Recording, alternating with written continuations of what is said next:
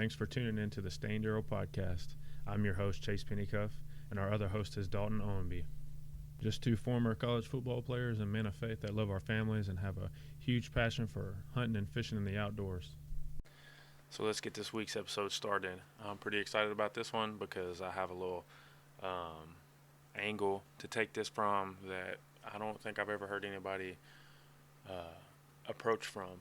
And we're talking about elk hunting and how to afford elk hunting or western hunting in general.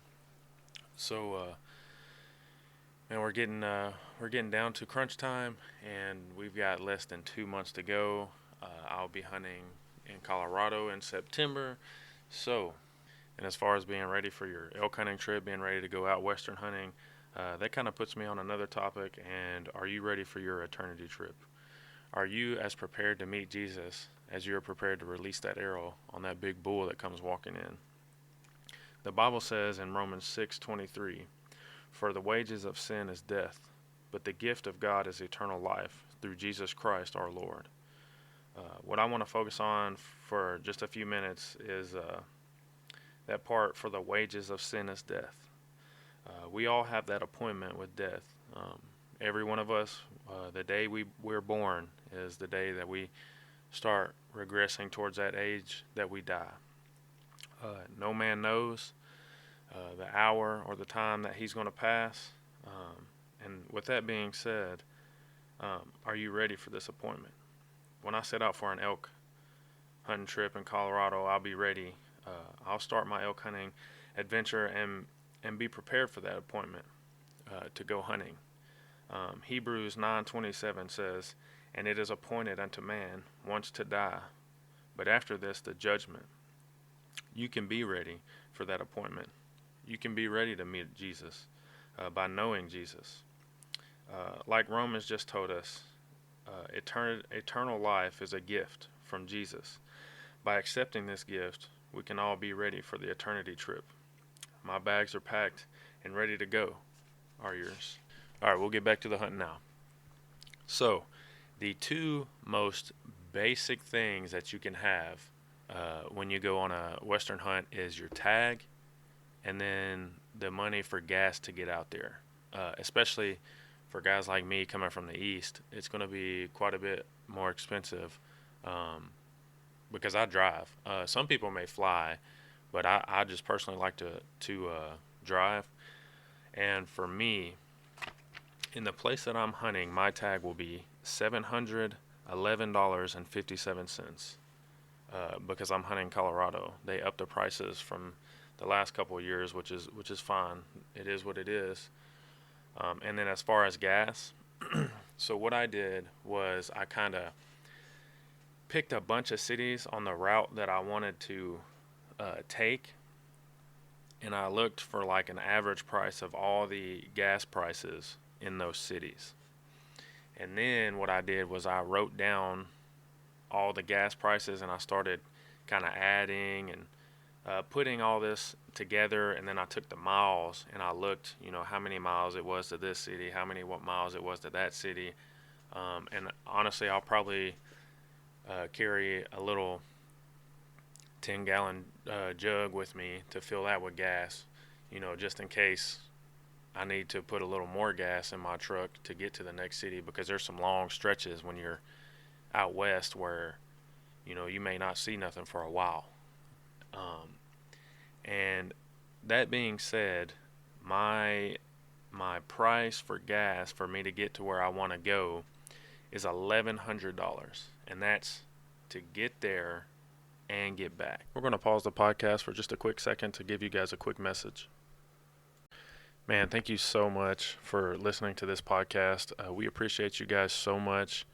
If you like it, like this video, subscribe to our YouTube channel, follow us on Instagram, follow us on all of our socials and our podcast streaming networks. Also, if there's anybody who would like to drop in an advertisement a couple times through one of our podcasts, just hit me up on Instagram, DM me, and we'll set you up with a small little snippet like this is, and you can have a few advertisements in our podcast.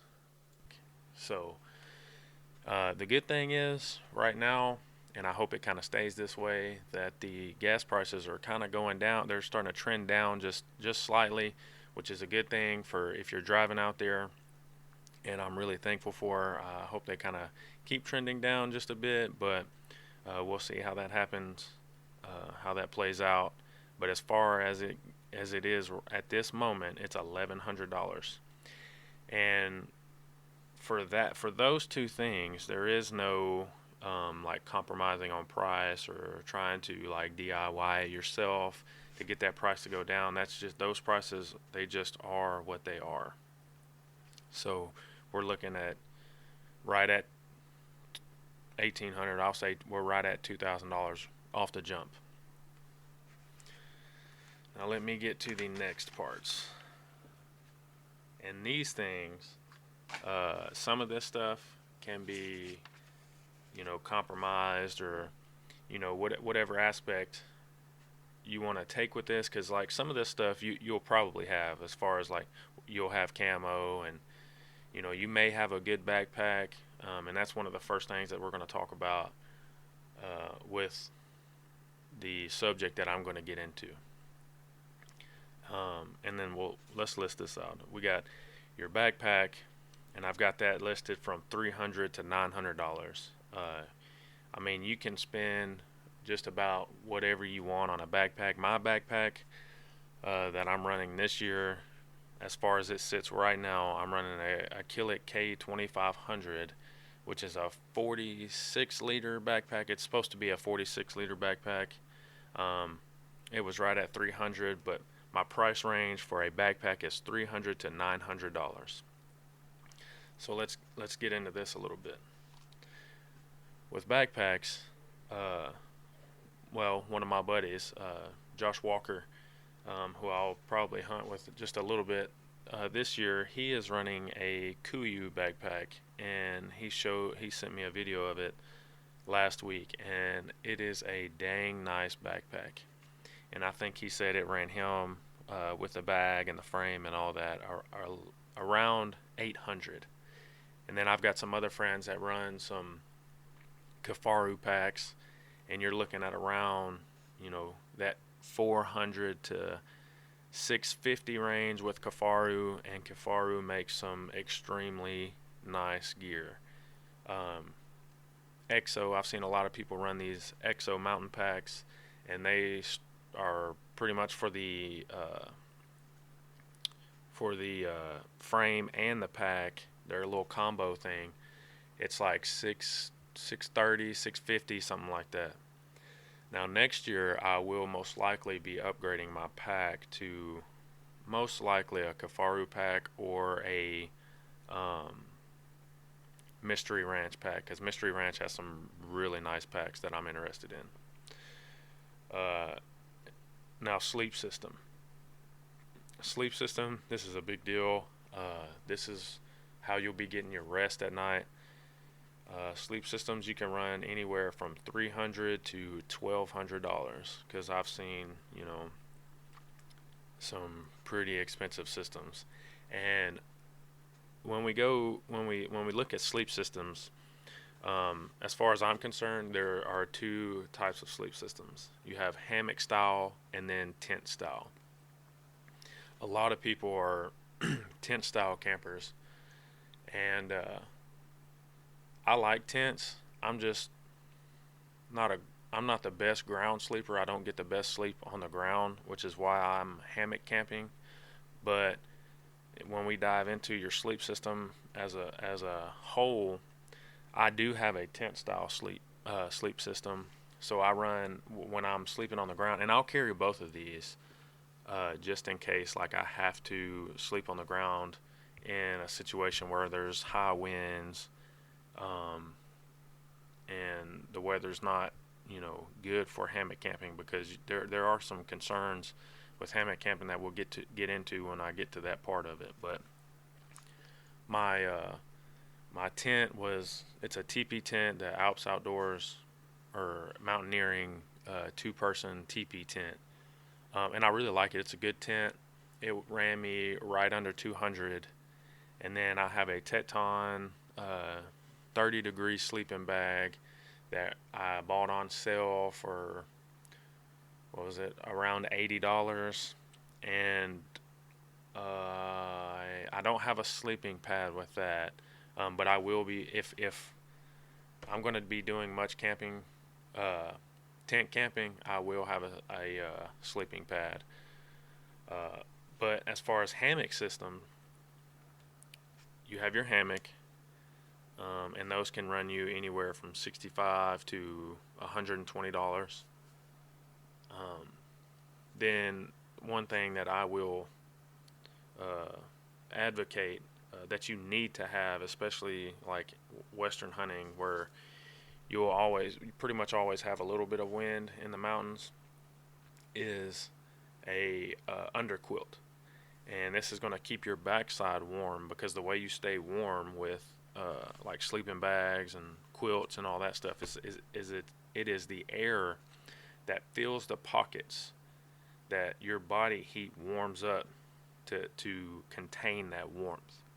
I hope that made sense. But so it's the way the poofiness, the way the air is able to stay in those things. So like when you're in a hammock and you have a sleeping bag or a top quilt or whatever, that top part of the quilt and the sleeping bag will stay warm, because the top part of the sleeping bag will have air in it, but the bottom part gets compressed against your body and the hammock, so there is no air there to get warm, and that's why you have to have an underquilt. Now, as far as underquilts, man, these things can get expensive, and I'm talking about $400 for an underquilt, and that might possibly be the route that I go, because there is one. It's called like an Inferno something. I can't remember the name of it, but it's like a 0-degree underquilt. And from all the feedback that I've got, it is worth the investment for a quality underquilt, because it will keep you warm. And that's something that I still have to get and invest in, because there's a couple different ones that I'm looking at the moment, but that's part of the sleep system. And then that brings me to my final part of this little segment, is camo. Now this is one, it's kind of a tricky subject. You can go necessity versus quality. Obviously, it is a necessity to be clothed in some type of camo that will keep you warm in the mountains. But as far as like, super top of the line Sitka gear, I do run some Sitka gear. You don't have to have the most high quality stuff, the most high end stuff, to be effective in the mountains. That just comes down to kind of a two aspect thing, comfort and effectiveness. So I do have some Sitka base layers, but I'm running like a Killik camo this year. I'll be running a puffy, their Killik, the Vital pants, and then they have a super nice jacket that is like an outer shell, and I'll be running all that stuff this year for the mountains. But with all of that part being said, let's talk about what I do to offset the cost of this stuff. And I've never heard anybody talk about this, but I literally went and got a part-time job at a outdoor company for the discount to be able to get the stuff that I need for this hunt, and to be able to get stuff that I need for any hunt, really. My discount at the place that I work at, and I'm not necessarily going to disclose that at the moment, because I don't know if the place I work really wants that publicized that way, because the discount is quite large. I'm talking about Sitka gear, I get about 60% off. Killik gear I get for cheaper than what the company buys it for. I get 50% off on most everything that's in the store. There's a pair of Oakley sunglasses in there that I really like. I'll probably buy them at some point. They're like 148 bucks. I can buy them for like $70.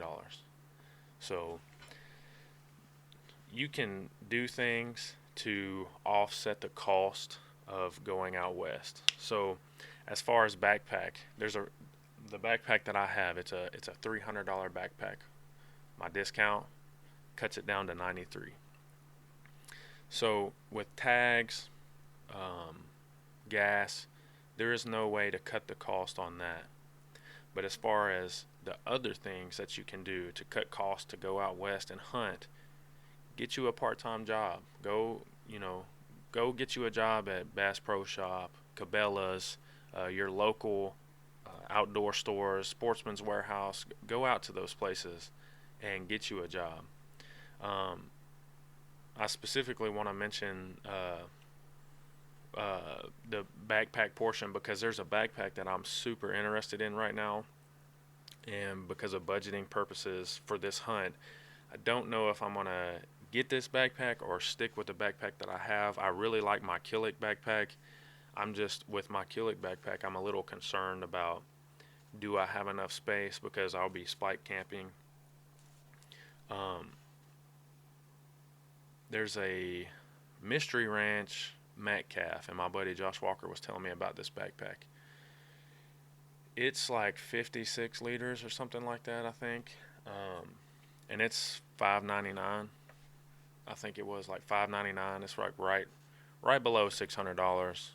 It may be $509, but with my discount, I can get it for $300, $302. Now that shows you how drastic that price cut is without working my part-time job that I have. So, I mean, there's a big thing to be said for getting a part-time job at a place that has equipment that you need. I mean, shoot, you could go to places like REI. I don't know anything about that industry, like working in that industry or anything, but they do camping and the outdoor stuff like rock climbing and all that.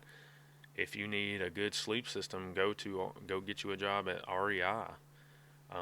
Sportsman's Warehouse, they have a lot of stuff like in the camping portion, hunting, fishing, and all. They only do that stuff. It's hunting, fishing, camping.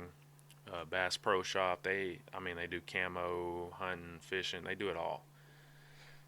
So I'm a big advocate for getting a part-time job and doing that to offset the cost. In total, my offset cost this year for the stuff that I want, and it's having a part-time job in this industry has enabled me to get quality camo for a price that I would have paid for pretty much, Walmart camo. And I'm not saying Walmart camo is bad, because I grew up on Walmart camo. I love that stuff, and it's a good way to get into hunting. But man, I put on a Sitka jacket, and it kind of changed the way that I look at my hunting equipment. We all pretty much have the equipment that we're gonna go hunt with, as far as archery. I'm a bow hunter. I'm going out there for bow hunting. I have my bow. That's not a cost that I have to go buy just for this hunt. Now I may build some arrows specifically for this hunt, but that's all. That's for hunting. That's not a cost that I specifically put into elk hunting. And then another aspect that I would say is those of us that work and are worker blue collar for a living, work you some extra overtime if you can get it. Work 2 Saturdays a month. Get in there a little early, stay a little later, get you some extra time so you can gather up a little extra money to go on this hunt. For me, I take money out of each check that I'm getting paid, and I set it back into basically my elk hunting savings account. So there's money that I take out of my check, and it's going into a separate account just for elk hunting.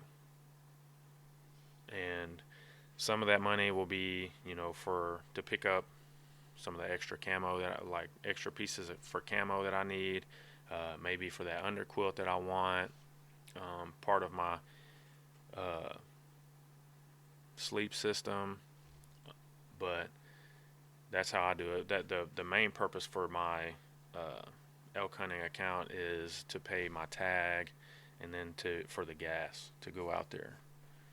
But yeah, I've never heard anybody ever really take that. I've heard, work the extra overtime and stuff like that, but I've never heard get an extra job so you can get a discount to pay for this stuff. So all in all, I can't say the exact number at the moment, but my hunt has probably got cut from, I won't say a complete 50% because I still have to pay the tag price and I still have to buy the gas. So those two factors never change. But what will change is the cost of backpack, cost of sleep system, cost of the camo that I'm taking out there. Now, I could, use the camo that I have now, but I want to be warm, I want to have mobility, and I want to be able to be effective.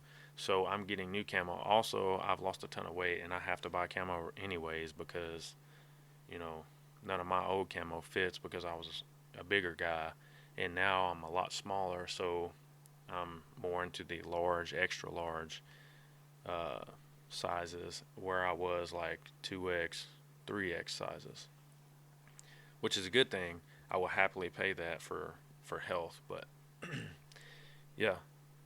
Now, where some of this stuff starts to change a little bit is when you get into like base camping, camping out of one location versus spike camping, or like road hunting off the road, where you have your main base camp is out of your truck, and then you drive to different areas and camp from the road and walk in to hunt.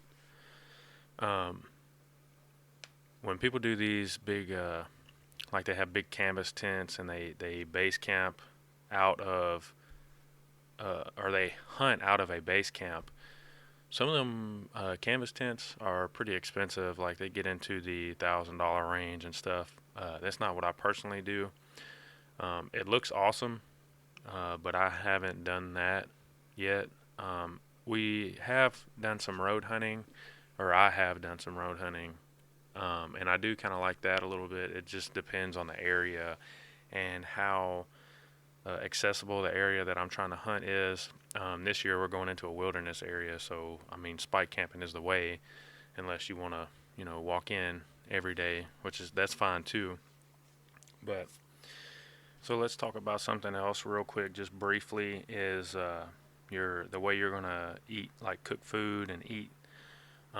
This year, I'm most likely going to run a Jetboil. The last time I ran it's like a Primus or a Prime. I can't remember exactly how you say it, but it's just like a little stove that you put onto the gas.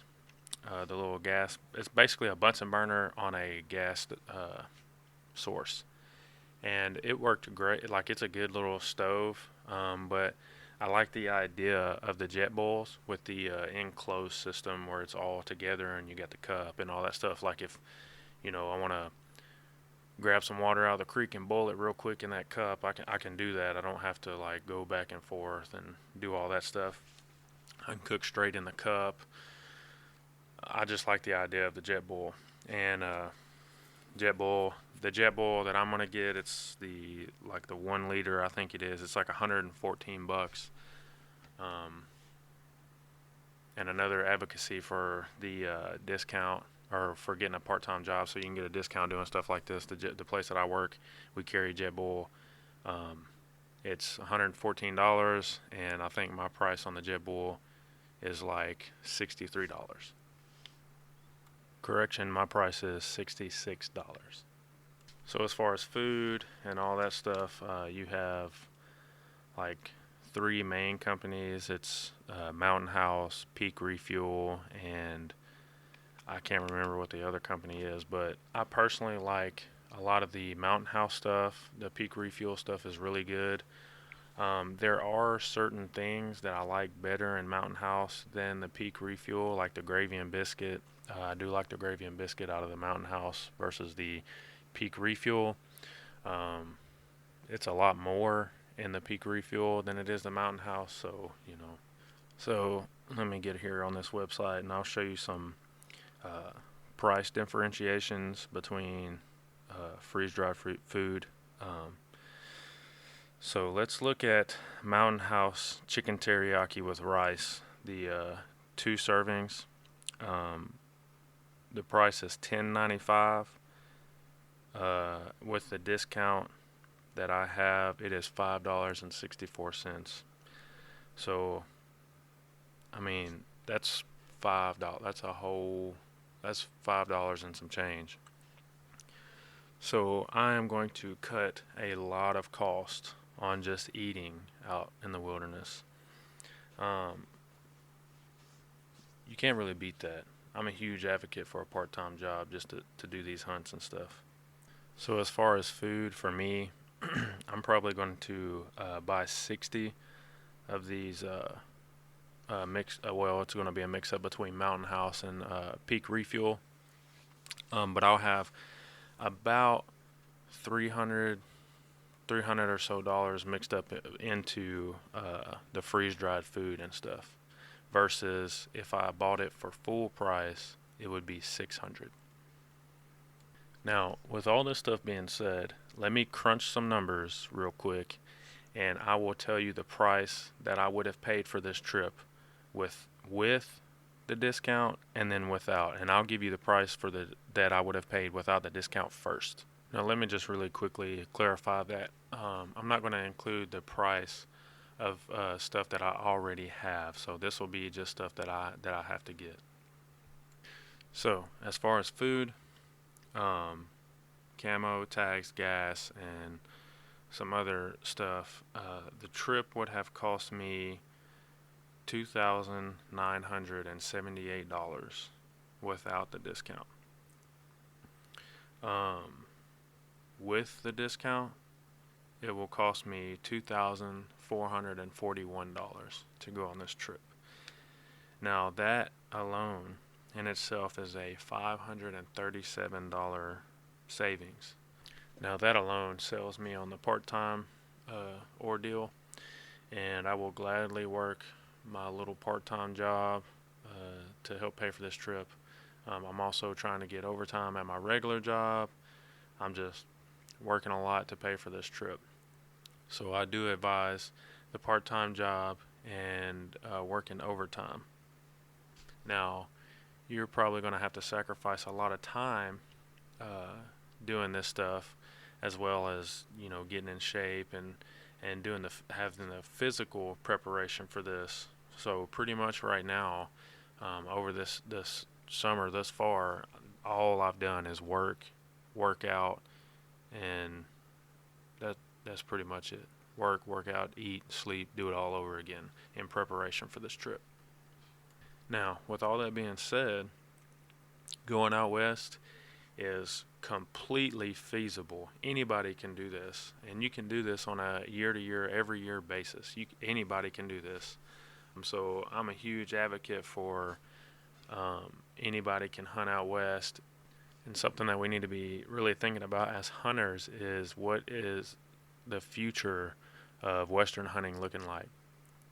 There are a lot of laws changing, and things are probably going to start changing in Colorado. Wyoming is talking about giving non-residents less tags. Colorado may at some point in the future go to everything being a draw, not having OTC, which would almost completely eliminate over-the-counter tags out west if Colorado doesn't have OTC. The process of getting OTC would be virtually a draw if Colorado was to do away with OTC. I mean, you would still have Utah, but most of their OTC stuff is spike only. And we really need to be thinking about how, as hunters, we can, as Randy Newberg and Corey Jacobson say, make the pie bigger so that we have more lands to hunt. It really seems to me right now that things are kind of shrinking. The amount of land available is shrinking, and the opposition is doing what it can do to try to hamper hunting and all that stuff. But if we as hunters band together and support stuff like the Rocky Mountain Elk Foundation, the uh, mule deer societies, all that stuff, the Western stuff, and even the Eastern stuff, they work on our behalf in gaining access to lands, purchasing lands. Rocky Mountain Elk Foundation does a lot and partners with a lot of people to buy more lands all across the country for public land use, elk hunting.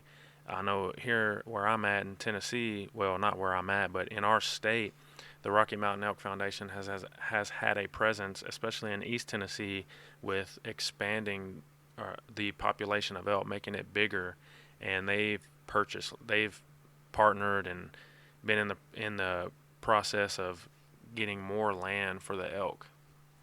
So I really say that so that we can acknowledge the fact that our help, like our money, our donations, our time to help all these organizations, like really goes a long way to help future hunting.